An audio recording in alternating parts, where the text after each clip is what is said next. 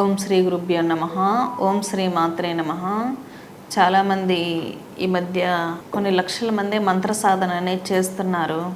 మంత్ర సాధనే కాకుండా స్తోత్రాలు, హనుమాన్ చాలీసా పారాయణం చేయడం కావచ్చు, దేవి ఖడ్గమాల, లలితా సహస్రనామాలు చేసేవాళ్ళు కూడా ఎక్కువైపోయారు. వాళ్ళు చేస్తున్నా కూడా చాలామంది మధ్యలో ఆపేయడం, అన్బ్యాలెన్స్ అవ్వడం అనేది జరుగుతుంది. అసలు ఇవన్నీ ఎందుకు జరుగుతాయనే విషయాన్ని తెలుసుకుందాం. చాలామంది మంత్రదీక్షలు గురువుల దగ్గర నుంచి స్వీకరించినప్పుడు కొంత అన్బ్యాలెన్స్ అవడం, ఆ పరిస్థితులన్నీ అన్బ్యాలెన్స్ అవడం అనేది జరుగుతుంది. ఇలా ఎందుకు జరుగుతుందంటే, మామూలుగా ఒక మనిషి మంత్ర సాధన చేయడానికి అర్హుడు కాదు. ఎందుకంటే ఇది పంచభూతాత్మకమైనది. మనల్ని మనం పవిత్రం చేసుకొని మాత్రమే మంత్ర సాధన అనేది చేయాల్సి ఉంటుంది. ఎందుకంటే దేవతలు తేజస్వరూపాలు, తేజస్సును కలిగి ఉంటారు.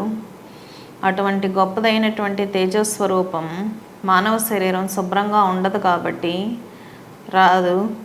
అందుకే సంకల్పం చెప్పుకునేటప్పుడు నేను నా శరీరంలో అగ్నిని ఆవాహన చేస్తున్నాను, రమ్మనే బీజాక్షరంతో అగ్నిని ఆవాహన చేసి నా శరీరాన్ని భస్మం చేస్తున్నాను.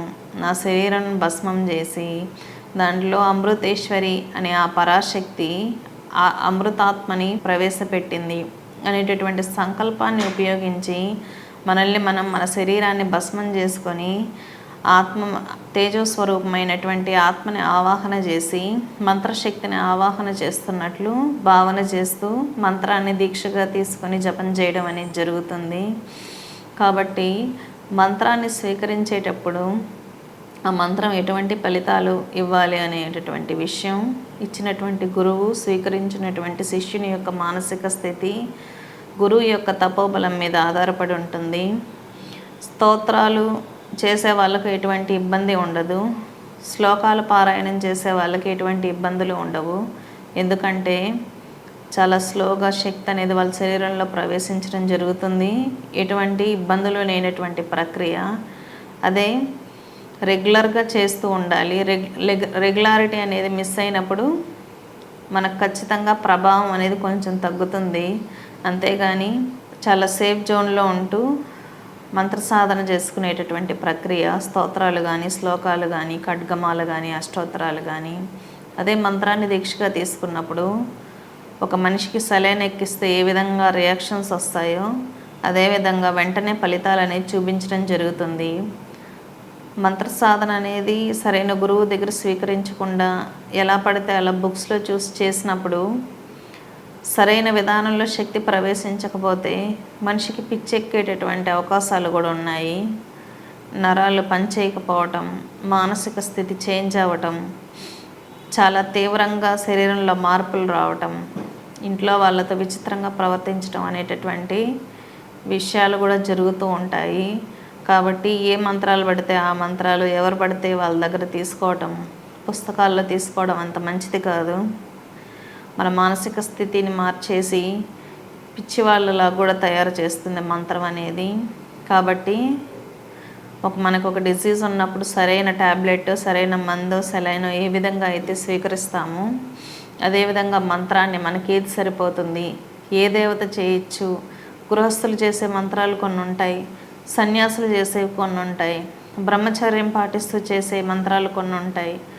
కొన్ని మంత్రాలు ఏంటంటే మనకున్న రిలేషన్షిప్స్ని కూడా కట్ చేస్తాయి. ఏ మంత్రం పడితే ఆ మంత్రం తీసుకుంటే ఉగ్రదేవత మంత్రాల్లో భార్యాభర్తలకు కనెక్టివిటీ కట్ చేస్తుంది, పిల్లలకి తల్లిదండ్రులకి కనెక్టివిటీ కట్ చేస్తుంది. ఎందుకంటే ఆ మంత్రాల యొక్క స్వభావం అలాంటిది. కాబట్టి మనం గృహస్థాశ్రమంలో ఉన్నామా, మనకు పెళ్ళయిందా, మనకు పిల్లలు ఉన్నారా, మనం ఏ మంత్రం తీసుకోవాలి, ఇవన్నీ ఆలోచించుకొని మంత్రదీక్ష అనేది తీసుకోవాల్సి ఉంటుంది. ప్రత్యంగిరా మంత్రం ఉంది. ప్రత్యంగిరా మంత్రం ఎవరైతే సాధన చేస్తారో అతని పక్కన ఎవరు ఉండకుండా చేస్తుంది అన్నమాట అమ్మవారు. ఎక్కువగా కోపం, ఉద్రేకం కలగటం, చుట్టూ ఉన్నటువంటి నెగిటివ్ పీపుల్ని వెంటనే ఫోర్స్బుల్గా కట్ చేయటం అనేది ఈ మంత్రం యొక్క స్వభావం. భర్తను దగ్గరికి రానివ్వకపోవటం, ఎక్కువగా ఉగ్రత్వం అనేది శరీరం నుంచి ఉద్భవించడం అనేది జరుగుతుంది. కాబట్టి కొన్ని మంత్రాలు, బీజాక్షరాలు సరైన విధానంలో ఉన్నాయా లేదా అని చూసి దీక్ష తీసుకొని జపం చేయాల్సి ఉంటుంది. ఉగ్రదేవతా మంత్రాలు, సాత్విక మంత్రాలు కూడా చాలా ప్రభావితంగానే ఉంటాయి. ముఖ్యంగా ఈ కలియుగంలో నామజపాలు కూడా ఎక్కువగా ప్రభావవంతంగా ఉంటాయి. ఏదేమైనప్పటికీ మనసులో ఒకటి ఉంచుకొని అపవిత్రమైనటువంటి భావనలు, చెడు ఉద్దేశాలు, ఎక్కువగా దూషించడం, ఎదుటి వ్యక్తులని ఓర్వలేకపోవడం, ఇటువంటి వ్యక్తిత్వం వల్ల ఆ వ్యక్తి బాగుపడేది ఏది ఉండదు. అతని మంత్రం అతనికి రివర్స్ అవుతుందన్నమాట. చాలామంది ఎదుటి వ్యక్తులని నాశనం చేయాలని క్షుద్ర మంత్రాలను కూడా దీక్షగా తీసుకుంటూ ఉంటారు. క్షుద్ర మంత్రాలు అనేది దీక్షగా తీసుకొని చేసినప్పుడు వాళ్ళకి రిజల్ట్స్ ఇచ్చినా కూడా దెబ్బ తిరిగి మళ్ళీ ఉపాసన చేసిన వ్యక్తిని దెబ్బ కొడతాయి. కాబట్టి క్షుద్ర మంత్రాలు అనేది అంత మంచిది కాదు. ప్రతీకారం తీర్చుకోవాలనే ఆలోచన మంత్రాలతో ప్రయోగిస్తే ఖచ్చితంగా ప్రయోగించిన వాడు పతనం అవ్వక తప్పదు. కాబట్టి క్షుద్ర మంత్రాల జోలికి వెళ్లకుండా ఉండడమే మంచిది.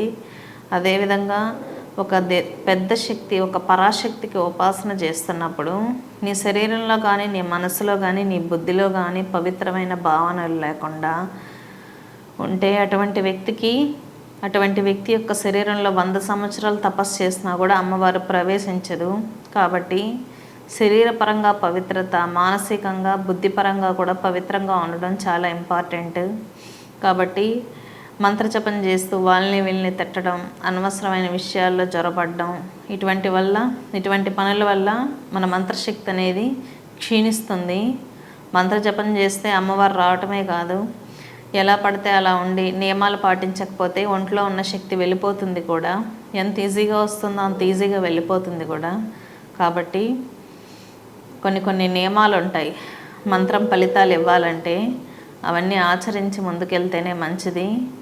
క్షుద్రబుద్ధి, పక్కన వాళ్ళ విషయాల్లో వేలు పెట్టాలనుకునేటటువంటి వ్యక్తులకి ఖచ్చితంగా అమ్మవారు ఎప్పుడు పలకదు. వాళ్ళ శరీరంలో అద్భుతమైనటువంటి దివ్యశక్తి కూడా ఎంటర్ అవ్వదు.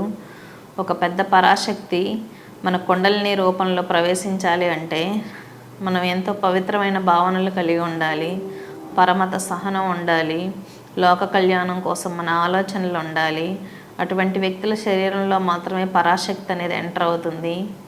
లేకపోతే సరైన భావనలు లేకుండా నాకు మాత్రమే తెలిసింది నిజం, నేను చెప్పేదే నిజం అని అనుకునే వ్యక్తుల దగ్గర ఎప్పుడు దివ్యశక్తులు ఉండరు, దేవతలు ఉండరు, కేవలం అహంకారం మాత్రమే ఉంటుంది. కాబట్టి లోక కళ్యాణం కోసం ఎవరైతే పాటుపడతారో అటువంటి గురువుల శరీరాల్లో మాత్రమే పరాశక్తి దర్శనం ఇవ్వడం అనేది జరుగుతుంది. స్వస్తి.